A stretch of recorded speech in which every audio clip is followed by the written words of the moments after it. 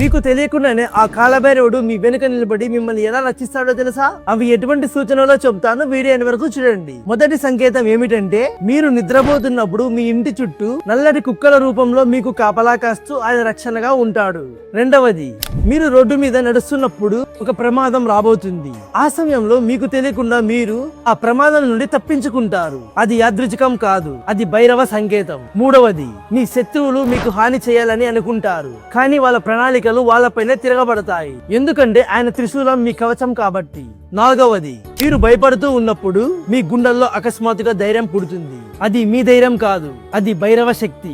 ఐదవది, మీ జీవితంలో అడ్డంకులు వస్తాయి, కానీ అవి రహస్యంగా తొలగిపోతాయి. ఆరవది, రాత్రి పూట మీరు చీకట్లో ఒంటరిగా నడుస్తున్నప్పుడు మీ నీడలో భైరవుడు నడుస్తాడు. అందుకే చెప్తారు, భైరవుడు ఉన్న చోట భయం నివసించదు, శత్రువులు దాడి చేయలేరు. అలానే కాలం కూడా ఆగిపోతుంది. ఇందులో మీకు ఒక్కటి జరిగినా సాక్షాత్తు ఆ కాలభైరవుడు మిమ్మల్ని రక్షిస్తున్నాడు. కామెంట్ లో ప్రతి ఒక్కరు జై కాలభైరవ అని టైప్ చేయండి.